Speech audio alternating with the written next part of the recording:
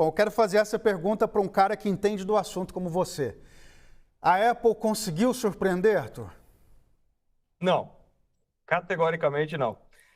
São mudanças incrementais, são recursos que já eram esperados. Então, nós tivemos, eu não diria nem que é uma série de vazamentos, na verdade é uma avalanche, né? Então, o evento virou só um evento de confirmação. É chocante a comparação com o que nós tínhamos no passado, aquelas apresentações ao vivo. Agora, basicamente, é um vídeo.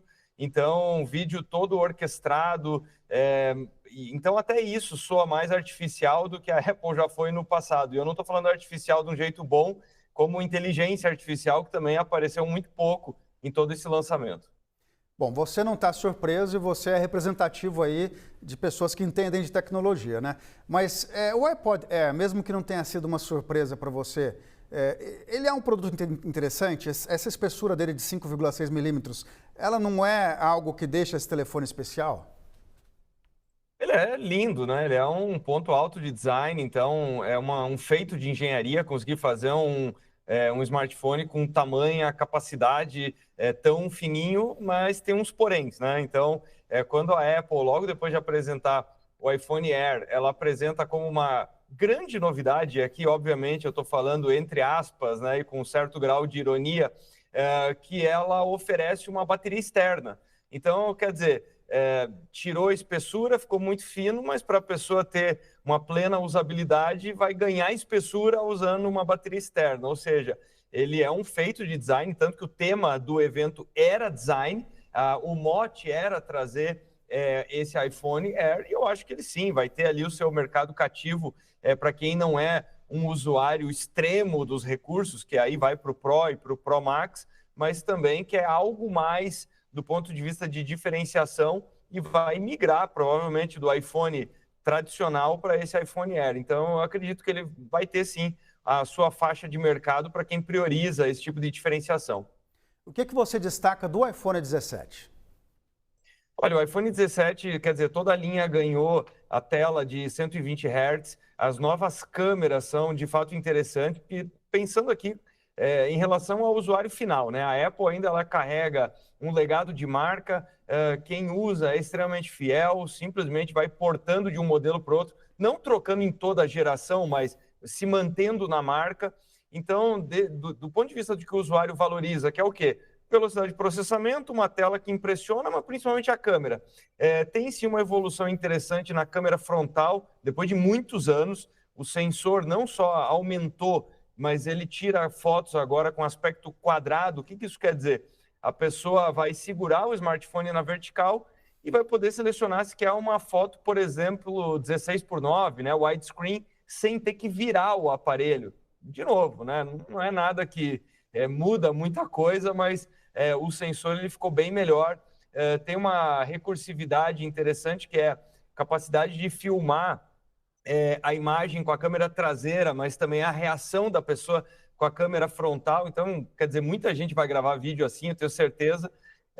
E ele ganhou um sistema de refrigeração mais poderoso, uma otimização do processador, ou seja, para o usuário final, ele fica mais rápido, tem uma otimização de bateria e a câmera impressiona. Então, quer dizer, para quem é aquele usuário em geral do iPhone, tem mudanças incrementais que agradam. Mas, de novo, não tem revolução nenhuma. Essa falta de disrupção é uma coisa que irrita muitos apaixonados pela marca, né? Porque se você lembrar, por exemplo, quando lançaram o iPhone 3GS, aquilo foi um salto incrível, né? Depois também teve uma certa mudança mais radical ali, a partir do iPhone 10, na questão da aparência e tal, de recursos. Mas você diria que desde qual iPhone está mais ou menos a mesma coisa? Olha, do 13 para cá, especialmente do 14 para cá, é difícil identificar grandes mudanças. Então, grandes mudanças elas podem ser percebidas, e você enquadrou extremamente bem a hora que você mencionou esses exemplos, quando você consegue dizer, opa, aqui tem um antes e depois. Então, o nome disso é impacto, impacto na indústria, né? A Apple não só ela tinha um touch que era muito superior, ela usou materiais muito mais nobres, né? Quer dizer, os outros smartphones pareciam inferiores. Mas agora, quando nós pensamos mesmo em produtos nichados, parece que a Apple está sempre perseguindo, ela continua se sustentando, volto a dizer, com a nobreza da marca, com essa diferenciação, né? Virou para muitos um mercado muito mais de luxo do que de funcionalidade e de conveniência. Quer dizer, a pessoa ela usa a Apple há muito tempo e por isso ela continua usando o Apple, porque ela não testa Android, porque ela não testa outras marcas. Agora, do ponto de vista de recurso de fato, a Apple ela já faz algum tempo que, na verdade, ela apresenta a coisa até com certo atraso, né? Mesmo em relação às câmeras, quer dizer, falando mesmo de soluções nichadas, qual que agora é a grande especulação da indústria? Que talvez em 1, 2 ou 3 anos a Apple introduza, depois desse iPhone Air, o seu primeiro smartphone dobrável. A pergunta que fica e os concorrentes têm isso há quanto tempo, né? Conseguiram aprimorar esse tipo de produto há quanto tempo? Então, parece que quando o assunto é tecnologia pela tecnologia, a Apple ela está mais se segurando com esse passado de sucesso do que propondo coisas para a indústria, né? Então, é uma coisa, assim, pensando na Apple de 5, 10, 15 anos atrás, é um pouco estranho.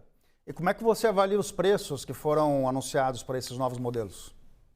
Esse ponto é excepcional, nós precisamos falar sobre ele. Aqui a Apple ela está fazendo uma ginástica, que não tem muita gente falando sobre isso. O que acontece? Todo mundo esperava, inclusive os investidores e os principais analistas, esperavam um aumento expressivo, porque, de novo, é o primeiro iPhone lançado pós-tarifaço, pós-Trump, com toda a pressão que a empresa sofreu. O Trump teve conversas duras com o Tim Cook, chegou a falar que o iPhone deveria ser fabricado nos Estados Unidos e a estimativa é que ele duplicaria ou triplicaria de preço. A Apple começou a criar cadeias de mover o seu supply chain para a Índia e, mais uma vez, o Trump pegou muito pesado. Recentemente, o Tim Cook falou ali, vamos investir mais 100 bilhões nos Estados Unidos. Então, todo mundo esperava um aumento expressivo de preço. O que a Apple fez? Ela basicamente desconstruiu a sua linha, tirou muitos modelos de circulação, trouxe o Air e está fazendo uma ginástica com a memória dos aparelhos. Ou seja, o preço de entrada não mudou muita coisa, mas quando nós olhamos o crescimento em memória, ou seja, para as pessoas conseguirem usar os recursos, porque não adianta você ter um mega processador, tirar fotos e que o arquivo é gigantesco, e rapidamente o teu aparelho vai ficar cheio, por mais que a pessoa assine nuvem para armazenamento. Então, o que eu quero dizer com isso?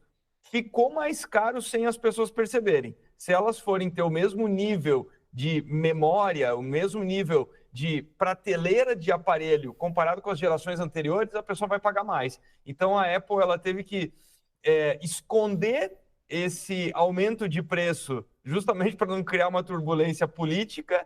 Ela mantém um preço de entrada parecido com o que tinha, mas quem quiser usar a plenitude dos recursos precisa preparar o bolso. É igual algumas marcas de sabão em pó líquido aí, que 1 litro passou a ter 800 gramas, né?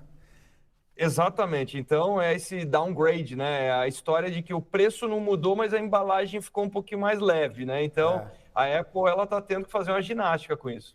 Você falou agora há pouco, então, de alguns aspectos da Apple que ela está atrasada em relação aos competidores. Inteligência artificial era um desses aspectos. Como é que você avalia a inteligência artificial que vem embutida nos novos aparelhos? Olha, o único recurso que realmente chamou atenção foi esse recurso de tradução ao vivo, praticamente em tempo real, e alguns recursos de saúde. Eu diria que foram os destaques positivos do dia e que envolvem inteligência artificial. Eu estou falando isso porque, por exemplo, o AirPods, né, que representa quase 7% da receita da Apple, os fones de ouvido vendem muito, e agora foi apresentada a versão Pro 3, ele tem um novo sensor e ele consegue medir batimento cardíaco e, através disso, consegue, com IA, mensurar uma série de parâmetros de saúde. Então, foi um aspecto legal. O mesmo acontece com o Apple Watch, que ainda precisa de autorização dos principais órgãos de saúde, né? Nos Estados Unidos, FDA, aqui no Brasil seria Anvisa, mas para fazer medição baseada em inteligência artificial de pressão alta, doença que acomete 1,3 bilhão de pessoas no mundo.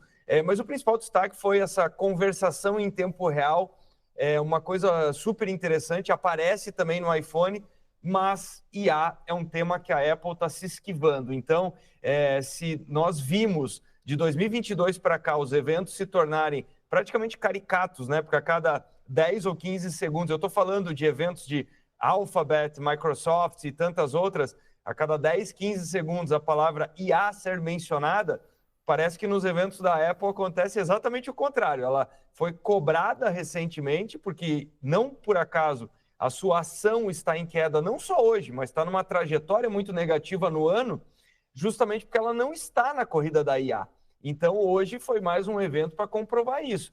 Pode ser um momento de inflexão onde esses recursos começam a aparecer com o novo sistema operacional, versão 26, com esse novo processador e finalmente agora recursos mais tangíveis. Tomara que sim, a Apple está precisando. Arthur Igreja, especialista em tecnologia e inovação, muito obrigado pela sua participação hoje. Boa noite.